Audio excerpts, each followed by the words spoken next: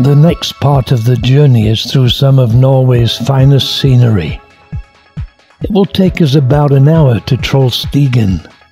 This is the rugged, raw Norway. Even the weather was not great. Mountains, streams, powerful rivers, and waterfalls.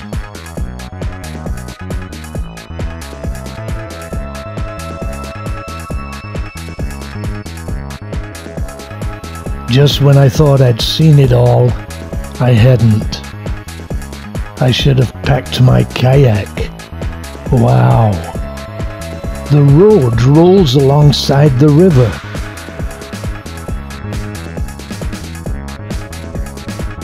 With the occasional waterfall to make it interesting. I lived in Jamaica for 2 years, and whenever I drove along the north coast there, it was like there was a totally different scene around every corner. And that's the feeling I get in Norway. 1 minute it's the river, then it's the looming mountains, then a waterfall. Then we are ascending Trollstigen, the Troll's Ladder. And the massive waterfall there crashes down the mountainside. As usual, no camera can capture the exhilarating power and awe of the scene before me. But then again, it's the land of awe and wonder. This is one of the most awesome and wonderful places, where trolls roam after the sun has set, but surely where God rules in the daytime.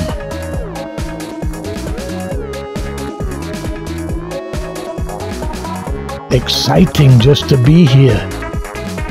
Since this visit, I've seen it in the sunshine, and I've seen it in the mist. Every time it surprises me, even when there's neither sun nor mist.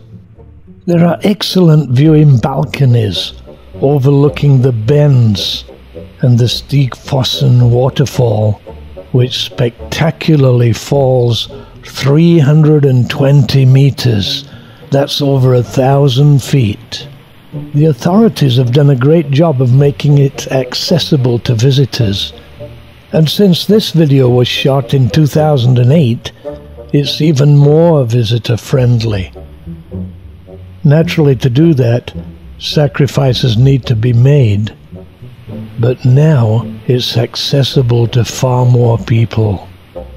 It can't be far from the Hall of the Mountain King, where sits a great crowd of trolls, gnomes, and goblins. When I look at the juxtapositioning of the mountain and waterfall, and the valley and meadow, I have to say when God made this scene, he was having a good day.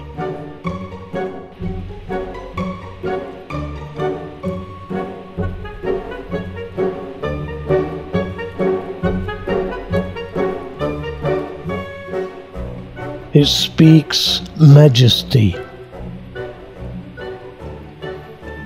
It exudes power.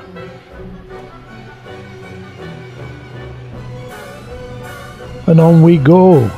Gunnar not just showing me around his amazing nation, but enjoying it with me. As usual, he knows exactly when the ferry from Linge to Eidsdal leaves, and we're right on time. This time we need 1 hour and 42 minutes, but that includes the ferry. I was fascinated by the grass-roofed houses. This one went a step further and had a Christmas tree on it. Its location right next to the stream, and what a stream! Good thing there's a bridge.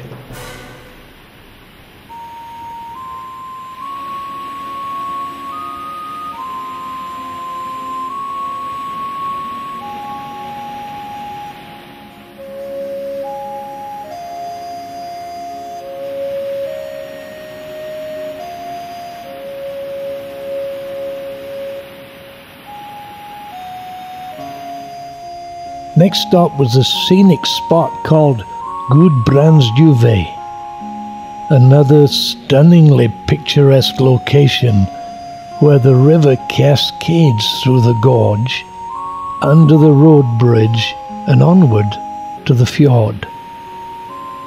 The legend tells us that a young man named Gudbrand and his bride jumped across the gorge here while eloping. The colour of the water clearly shows its glacial origins.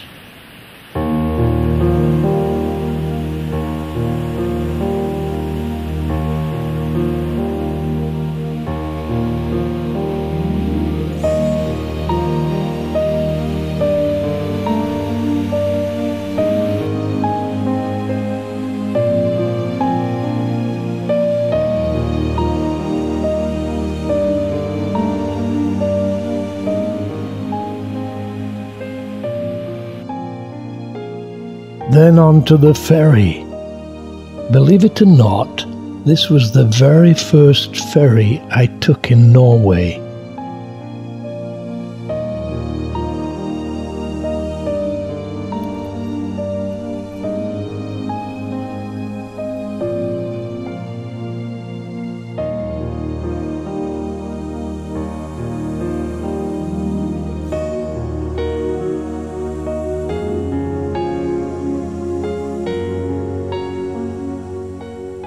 And an unforgettable trip it was, though short. We are heading toward Eidsdal. The skies were very interesting. Rain maybe. This is my first glimpse of what is the most famous of all the fjords, Geiranger.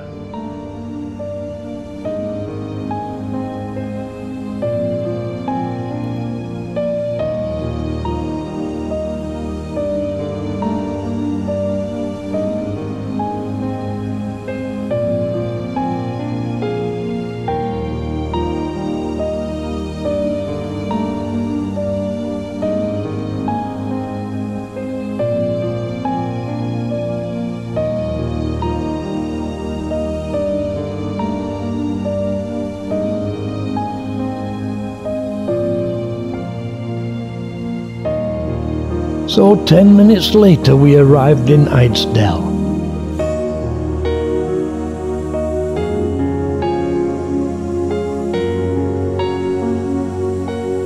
But as we went over the mountain, we encountered the rain clouds that we'd seen from the ferry. That's a lake there.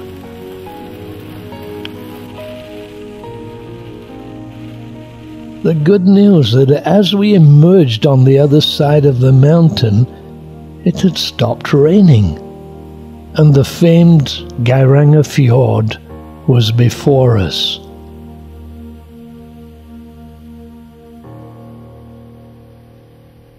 The Queen Elizabeth and other ocean-going liners sail up here.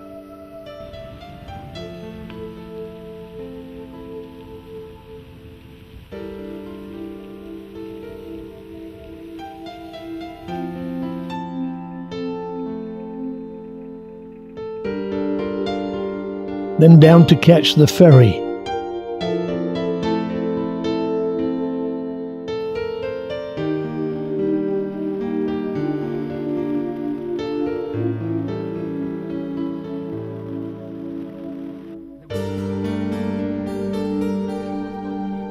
Our destination, Helsilt, and the famous waterfall there that flows right down past the town and into the fjord.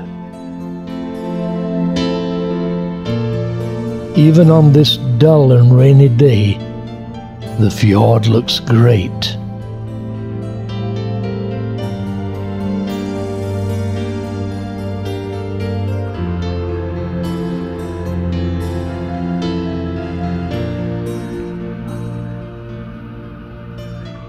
The small sightseeing boat is returning, and a larger vessel is anchored. but none of the large liners is here today. This is the heart of the tourist area.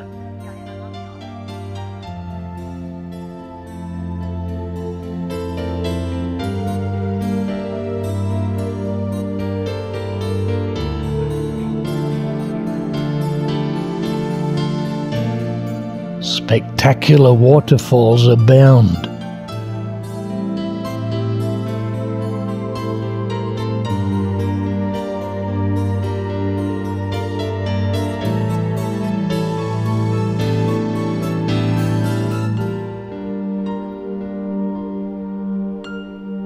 A farm on top of the hill where young children would be tethered so that they would not fall over the cliff.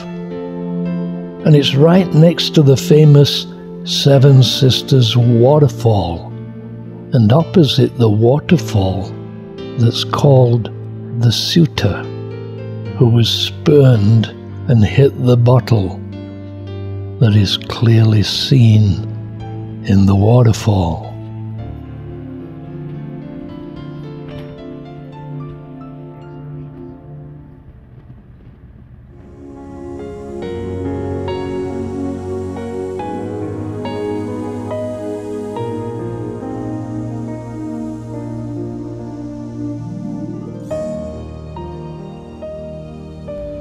Another waterfall is so wind-blown, by the time it reaches the fjord, there's no water left.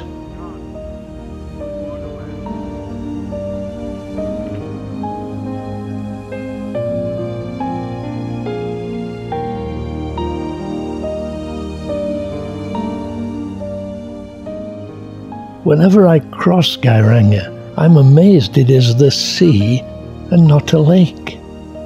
I always hope to pass a really large liner that puts everything into perspective. But even so, what a place. Gunnar even found somebody he knows.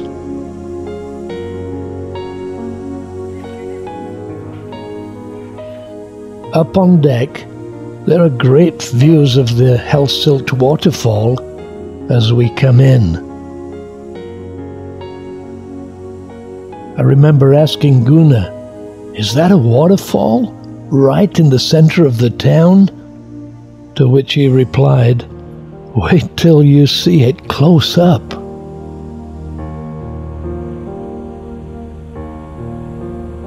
And we did.